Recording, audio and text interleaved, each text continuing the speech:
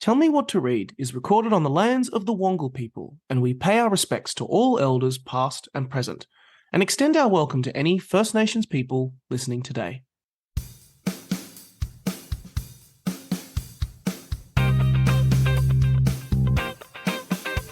This is Tell Me What to Read, brought to you by Booktopia.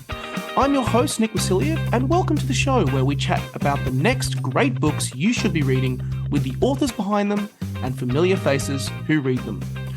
All books mentioned in today's show can be found right now at booktopia.com.au, and the links can be found in the description.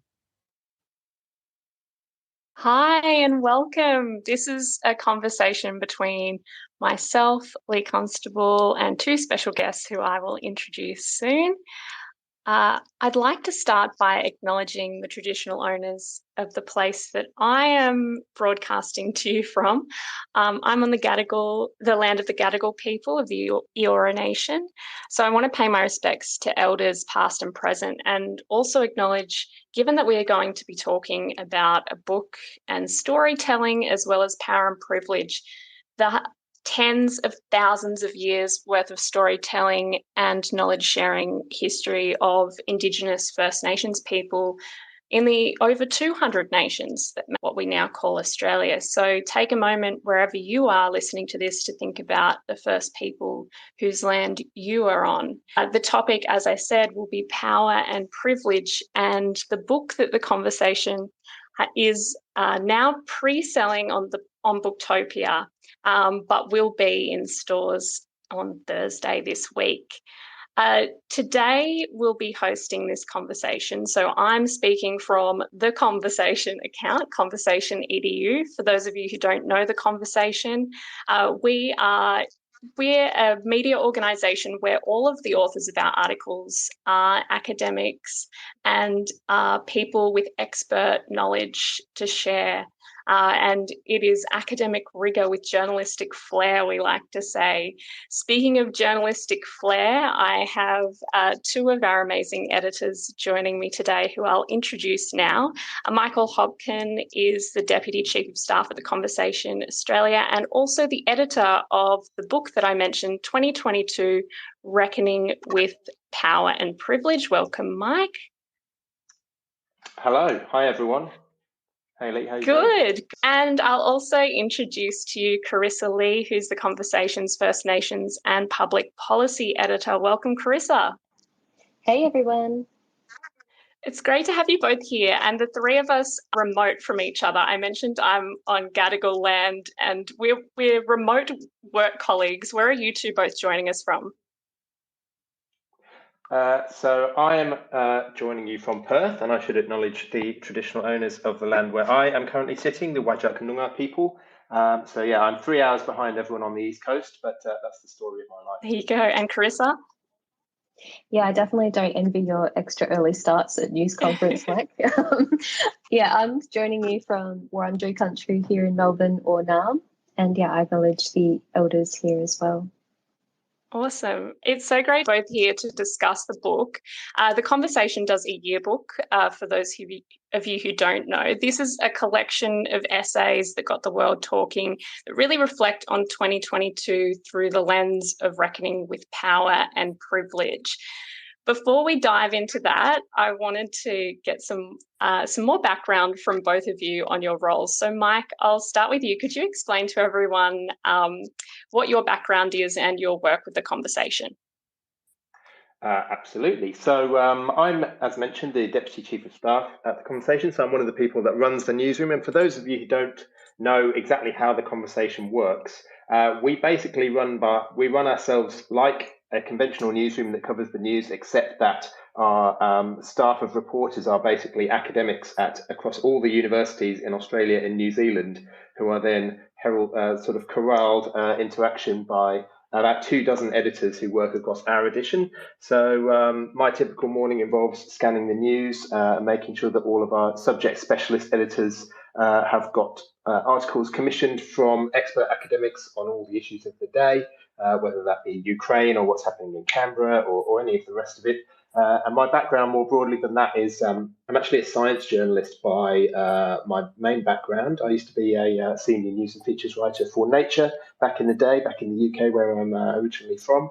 But I obviously have a much more general overview of the newsroom these days. Awesome. And Carissa, could you expect your background is and conversation? I'm aware of many hats. I'm currently working as the First Nations public policy editor, and I occasionally help out on the health desk as well.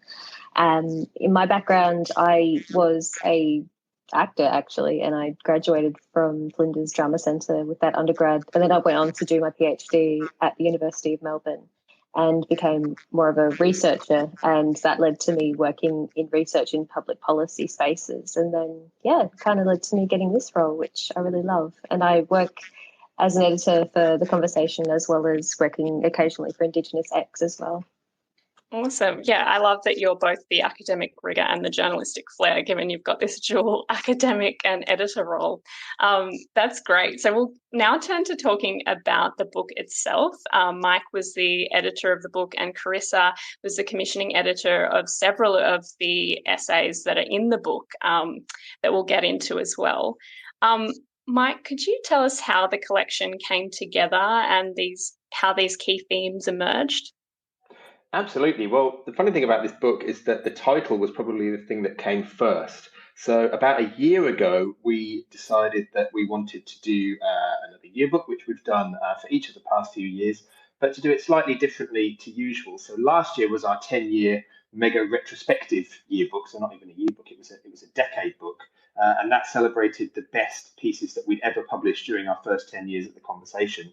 So then we thought, well, how can we follow on from that? And we thought, rather than just publish another collection of the best essays from year 11 of The Conversation's existence, we thought we would pick a theme.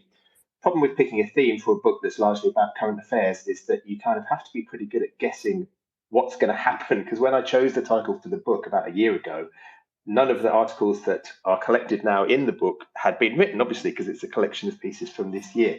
So I sort of had to think, well, what are the dominant themes in the media? What are likely to be the themes that will continue throughout the year's news and current affairs? So I kind of hit on this idea that a lot of the trends that seem to be brewing up, at least from my perspective, were about questions that involve power and privilege. So it's quite a general topic in a way. But I just thought, at the time, there were things going on with, obviously, Grace Tame and Brittany Higgins were raising issues that needed to be talked about in terms of Canberra culture. There were lots of issues about social media and the power of big tech. There were still the reverberations from the US Capitol riot and things like that. But then what evolved over the course of this year, and in some ways kind of fortunate, although that's maybe an unfortunate word for things that were pretty troubling world events. I didn't know at the time when I commissioned the title of the book that, Putin was going to invade Ukraine.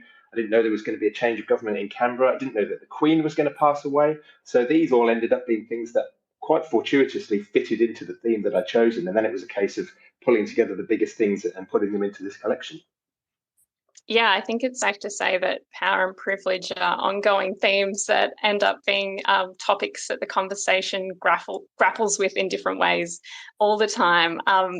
Carissa, we're going to be talking a little bit about, the power of journalism and how those two things intersect. You've commissioned and edited articles across all different sections. Like you said, you wear many hats, including the health hat right now in The Conversation. So as First Nations editor, how important is it for journalists, do you think, to represent First Nations perspectives on power and privilege? I think it's extremely important. Historically, as a lot of us know, Indigenous and otherwise, that the media has had a very significant role in misrepresentation of First Nations people, which has, really fueled wrongful tropes and stereotypes and, just how we're represented. And it fuels racism, really. So it's really important because when one First Nations person is being reported about, eventually, it makes it a representation of all of us, even though that's not really the case when people are reporting on white people. Because, when something happens and, like, for example, if a white person commits a crime, they're not sort of seen as a representation of an entire race. It's still like an isolated incident. Whereas for us, it becomes a more kind of commentary on us as an entire race, which I think is really unfair. And it's the case for a lot of people of colour and other marginalised communities as well. So huge responsibility approaching First Nations themes and perspectives in writing. And I think the best way to ensure that is to make sure First Nations voices are present and not just reporting on mob, but also taking the time to make sure our voices are in it.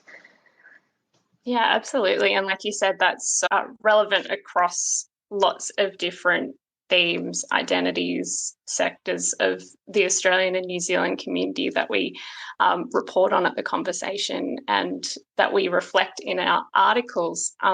Mike, you mentioned the year of 2022 that this book is surrounding and things that emerged. Obviously, COVID's an ongoing pandemic, the war waging in Ukraine you mentioned. There was also US laws around abortion changing and the global ramifications for that, as well as all the political changes closer to home. What makes this collection of essays around that stand out when it comes to looking back at a year like that?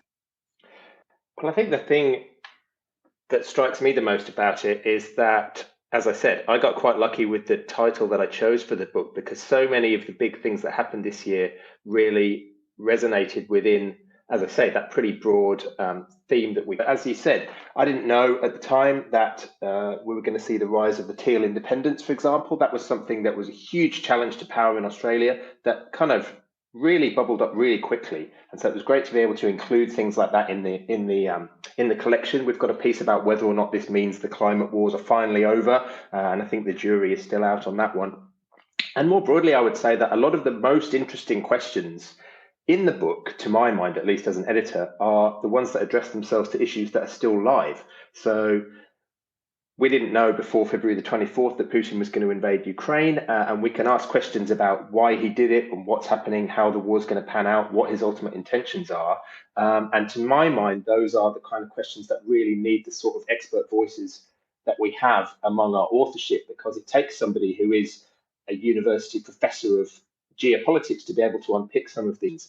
So, yeah, to my mind, it's the issues that are still ongoing. We still don't know what kind of king Charles III is going to be, and we've got a piece in asking that question. So these are all questions we could probably come back to again in another year's time and still not have all of the answers to what's going on, but we're at least trying to inform ourselves along the way. Yeah, and so often questions I have every day end up leading me to do in the conversation to see what academics, experts have to say. We mentioned Carissa, we were talking about university professors writing on these topics. The conversation publishes essays and articles written by academics and researchers and is known for its partnerships with universities. But when it comes to authors, I understand you're not only working with First Nations academics in that university sphere, but Aboriginal and Torres Strait Islander authors who are credited for their Indigenous knowledge. Could you explain how you as an editor, as a First Nations editor, respect that knowledge and make sure that it's credited, and maybe explain to anyone who doesn't know the way that we credit Indigenous knowledge at the conversation? Well, as conversation folks know, we have to put an author down underneath an institution just so, we know where they belong and what university they belong to. And we do have an option of Indigenous knowledge as an institution, which is a really great way of making sure Indigenous knowledge as a construct, as an idea that's many things, can be acknowledged in a way to the same legitimacy as someone who goes to university is, because this is knowledge that has been around for, so much longer than universities, and it predates all of us, and it's equally as important, if not more in some cases. And so we have that sort of, as long as someone who's working in the field for a relatively long time, who's got a really prominent role in community, they might be an elder, someone who might work in the space of language, could be repatriation of remains, it could be climate, it could be stuff like controlled fire burning, that kind of stuff. There are so many different fields that mob work in, and sort of put them down and have them as Indigenous knowledge holders and respect and acknowledge them. And it's really wonderful, particularly when academics and Indigenous knowledge holders work together, because then you can kind of see how these methods of knowledges can actually complement one another. And I think it's really it kind of brings a bit more of a human aspect to research and to academia in particular, because I think, and having an academic background myself, I can kind of relate to the fact that sometimes we forget that we're working with humans and there are humans behind the numbers that we report on, and it's really important to have those stories and ways of learning integrated in all that we do. That's essentially what Indigenous knowledge is this holding of knowledge that has been around for such a long time and has been passed down either through ways of speaking or through song. It depends on the mob, everyone's different, but it's acknowledged in such a way that it has to be held with importance, because it is, it's a learning that's been around for such a long time and has proven to be valid.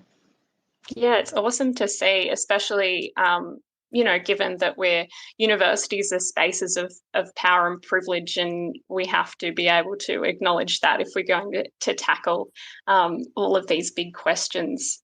Mike, what are some of the main, whether they're questions or answers? I know some of the big questions remain open-ended, like you said, but what are some of the main things that have struck you from the essays in the book or really stuck with you? I think probably the number one is the fact that the voice to Parliament now is becoming, the government is finally getting on with deciding what form that's going to take and what's going to be offered to the people as a referendum. And that idea is really taking shape now. So that is one of the ongoing and unanswered questions that I mentioned before that the book addresses itself to. And I kind of tried to structure the book with a kind of overarching structure where the first and last paragraphs both have some of the most political essays in them. So the first one talks about the fact that we had a new parliament and a new government elected earlier this year, and then right towards the end of the book we have a piece just looking at exactly how the issue of the voice of Parliament might ultimately end up manifesting itself. So that's probably my number one pick. And as I keep saying, I think that the unanswered questions are the most fascinating ones. So we have a few pieces in about exactly how we're going to continue to address the climate crisis, how the Ukraine war might play out, as I mentioned, and a few things about whether the rise of social media and big tech is going to continue, or whether it's actually time for us to start reckoning with that power, as the title of the book says. So those would be some of the biggest themes for me, I think. Yeah, Carissa, did you want to add anything, speaking of the voice to Parliament? Yeah, I think it's really good that prominent in the book, and it's been quite a huge topic in the last year, and I imagine it's going to gain traction as they finally set a date for doing this referendum. And I think it's such an interesting piece that was picked, like looking at how Australian Parliament in the Constitution was sort of received by the Australian people. It's really interesting, because that's how we're going to get a voice into Parliament in the first place, is through the views of people who are going to vote through this referendum. And I think it was really interesting to look at those survey findings in that article to sort of get a sense of how people are sitting with it and whether or not it's something they really want to do or not. And I know that climate is changing at the moment, because there is a lot of debate around the voice to Parliament, and it's not a simple thing, because there are so many different mobs in this country, and there is concern about how we're all going to be represented equally or even at all. So, yeah, it was definitely interesting to get a sense of how the rest of the country is feeling about it, and whether or not they might even be considering voting. And it looks positive. It looks like a yes vote is going to be more likely, despite the fact that, some media outlets have been a bit vocal about not wanting to. But yeah, I think it's really exciting, and I'm really excited to see how they're going to put together a plan. I'm still waiting to see how it's going to look, because I think a lot of us are a little bit unsure how we feel about it. But yeah, I think it's a really important piece. Yeah, and I think if you are someone who's listening to this and you're wondering about where to even begin with bringing you up to speed on all of these issues, I know it can feel like, oh, I don't know enough about the war in Ukraine, voice to Parliament. I hear a lot of these things. I think the book is a really good starting point, as well as a good place to delve deeper on issues if you're already familiar. I find so.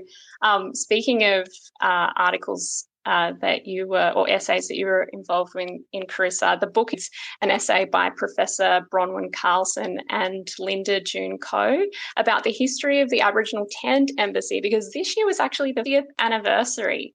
How important is looking at this history to understanding power and privilege and how that plays out in Australia today?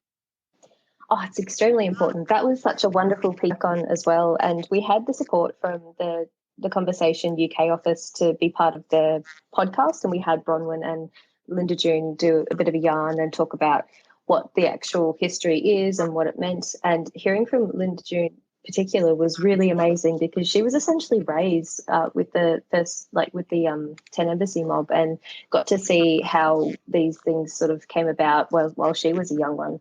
And the Tent Embassy has always been a really significant sort of I guess it's kind of a symbol of hope for First Nations people, because even when it began, just, a handful of fellas just deciding they're going to set up camp on the lawn there, and government that we're not going anywhere. We still need land rights. We still need, the stolen generation to be acknowledged. And, it's like a concert. We're still fighting. We're still here. There are still things that need to be addressed. And it's been done in a really peaceful way when you think about it, because the Tent Embassy is a place of love, and it's people just wanting to come together. They hold, talks, and they have people come around and they teach people about our culture and about what they stand for. And it's just a beautiful thing. So I think it was really particularly important to be yarning about it at that time, because, we were sort of having a bit of an issue with some alt-right groups trying to, I guess, essentially take over the Tent Embassy, which thankfully they were able to sort of stop for now. I've heard that they might be coming back again. But in the fact that that kind of organisation was being sort of infiltrated is really significant, in the fact that First Nations people are constantly not being allowed to exist in this country. And so the Tent Embassy has continued to be a symbol for how we are surviving and how we are trying to just exist and try to get through what this country has put up against us. And the fact it's still there now, I think, is really significant, and it gives us a lot of hope. Yeah, one thing, speaking of privilege, I have the huge privilege as social media producer to get to kind of come to terms with so many different topics every single day, just posting them online and doing social media around them. And one thing that sticks in my mind from that essay, giving away a lot of book spoilers here, was that actually the Tent Embassy is the longest ongoing Indigenous protest in the world for self-determination and land rights. And that is amazing to learn. Again, we're giving away some spoilers here for anyone who wants to buy the book first. But yeah, it really sticks out in my mind.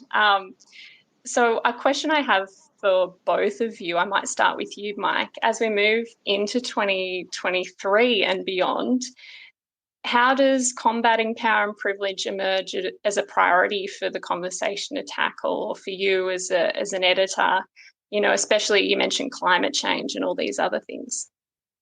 I mean, I definitely agree with you, Lee, that it is a privilege to be able to read all this stuff, and for it to be our job to read all these thoughts of like these some of the nation's top thinkers, and our universities are stuffed with people who have these tremendous amounts of insight and knowledge to impart, which is basically why we exist. So whenever anyone asks me questions like this, I always tend to think of it through two lenses. One is the actual content that we produce at the conversation, but another is just our general behind the scenes approach and what we try and do. So I think we have to carry on trying to bring our voice to the media landscape and try and combat the power of perhaps the misinformation that can often in social spaces and in some other sort of media reporting that maybe isn't quite as fair or rigorous as our reporting. But also behind the scenes, I think we've got a duty to make sure that we are elevating a broad spectrum of voices,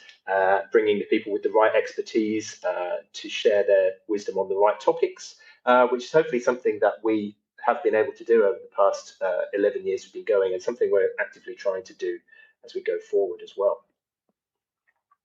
And how about you, Carissa? Yeah, I think that the book really addresses power and privilege, particularly looking at things like COVID. It's like, to me, and this is going to sound a little bit like a rant, but for me, the ultimate indicator of privilege is someone who decides that they're too good to listen to scientists, and they just decide that they can, I don't know, afford to live in a world where climate change is just going to keep happening, and they're going to somehow miraculously live on a planet that's, burning. It's frustrating when there is a real lack of caring of other people who live in lower socioeconomic situations, or people who can't actually afford air conditioning or have housing that is going to help them live through climate change. So things like that is just really frustrating. But back to like the COVID stuff, with like there's some articles in this book that look at how long COVID has led to things like disability. And as we know, people who are disabled and other people who are immunocompromised have been hugely at risk of COVID. And there's been a really interesting stance of privilege where people have decided that they don't want to listen to scientists and don't even want to be vaccinated. And they don't have that kind of thing in mind where it's not just them that's at risk, it's people who are disabled. And I think that it's, a huge thing to have these articles in here where it's actually calling people out on that. And also a lack of access to messaging and that kind of stuff was really a prominent thing in the book. With one of the articles is that made vaccination kind of hard, and even knowing what to do with COVID. So I think it's interesting to look at those things of privilege that we don't often think about, because healthcare is a basic right and something that we all generally want to have access to. So yeah, even just the fact that people see privilege in that is really quite to me that they would just not do it. So yeah, that's kind of where I think is really amazing, that there's some pieces here that don't pull their punches, and they're actually just say straight out what is kind of the issues here with people being in places of privilege and abusing it.